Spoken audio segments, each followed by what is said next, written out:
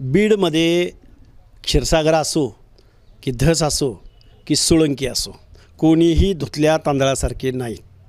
कारण मी बीडला ग्राउंडवर फिरलो आहे. ग्राउंडची ग्रॅव्हिटी आणि सामाजिक उद्वेग आणि सामाजिक दरी एवढी मोठी प्रचंड आहे. प्रत्येक गोष्टीमध्ये जात बघितली जाते. तुम्हाला सांगतो, सुरेश धस हा खोक्या भोसलेच्या ज्या काय अतिक्रमण हटवलं तिथं गेला, तो काय त्या विमुक्त जातींना न्याय देण्यासाठी गेला नाही. किंवा ज्या मतदारसंघातनं आमदार म्हणून वेळोवेळी निवडून येतो सुरेश धस, त्यावेळी त्यांना हे पारधी दिसले नाहीत. पारध्यांना घर मिळावं, घरकुल मिळावं, पाणी मिळावं, शिक्षण मिळावं म्हणून सुरेश धसानं कधीही असेंब्ली क्वेश्चन केला नाही माझ्या माहितीप्रमाणे. पण काल आपला कार्यकर्ता अडचणीत आला आहे, आपला चेला अडचणीत आला आहे आणि आपल्याला ज्या कार्यकर्त्यानं वेळोवेळी वसुली असेल, 2 नंबरचे धंदे असतील, पैसे असतील, या सगळ्या गोष्टी ज्यावेळी त्याचा कार्यकर्ता करत होता, निवडणुकीला 100 गाड्यांची रॅली असेल, लोकांना हाणमार करणं असेल, दहशत निर्माण करणं असेल, त्या आष्टीपाटोदा शिरूर परिसरामध्ये म्हटलं जातं की सुरेश धसानं पारध्याच्या टोळ्या पाळल्यात. हा आरोप आहे त्यांच्यावर जनतेचा. मग शेकडो हरणांची कत्तल होत असताना तिथला वनपाल काय करत होता? आत्ताच कशी बुद्धी सुचली की त्या पारध्यांची घरं काढावी? मग खोक्या भोसलेचे किती गुन्हे आहेत? त्या गुन्ह्याबद्दल सुरेश धसांचं काय म्हणणं आहे? सुरेश धस म्हणजे शेतातला हिरवा साप आहे आणि तो कधी ढसल आणि कुणाला ढसल हे कळणार नाही. त्यामुळं सुरेश धसापासून सगळ्या माणसांनी सावध राहिलं पाहिजे. ओबीसी विजयंतीला तर माझी सांगणं आहे, तुम्ही ज्या माणसाला निवडून दिला आहे त्याच माणसांनी विजयी सभेमध्ये तुमचा उद्धार केलेला आहे. त्यामुळं सुरेश धस आणि त्या खोक्या भोसलेवरचे जेवढे आरोप आहेत ते आरोप सिद्ध होईपर्यंत त्याचा आका सुरेश धसांनी ज्या पद्धतीनं मुंडेंचा राजीनामा घेण्यापर्यंत काम केलं, आता सुरेश धस राजीनामा देणार का? मग खोक्या भोसलेचा आका कोण, या प्रश्नाचं उत्तर सुरेश धसानं पुढे येऊन दिलं पाहिजे. आणि बघा, आम्ही एवढे दिवस झालं बोलतो आहे, सुरेश धस एका शब्दानं बोलायला तयार नाही या सगळ्या प्रश्नावर. त्यामुळे सुरेश धससुद्धा असा अगदी गळ्यापर्यंत गाळात बुडालेला माणूस आहे.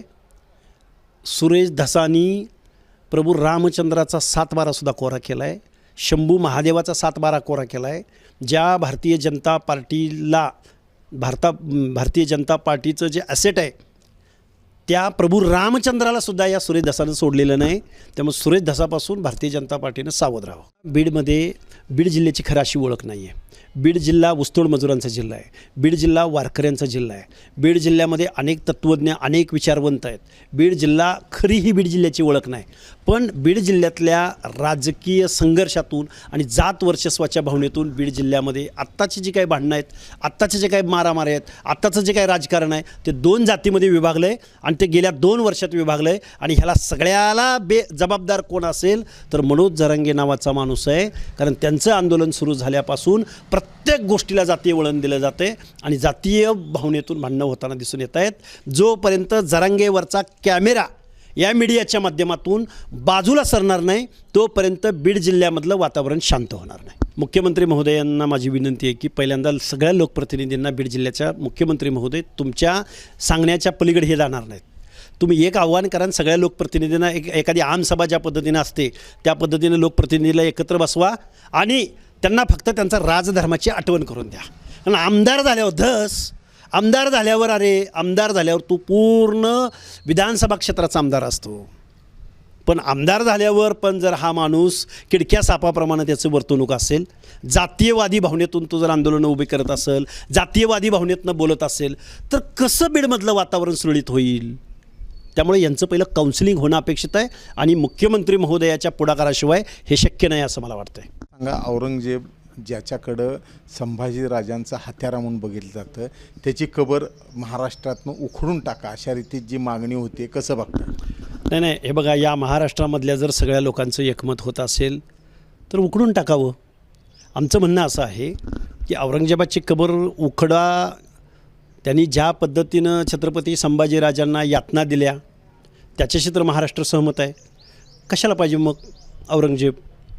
पण याच्या पलीकडे जाऊन आमची एक लाईन आहे.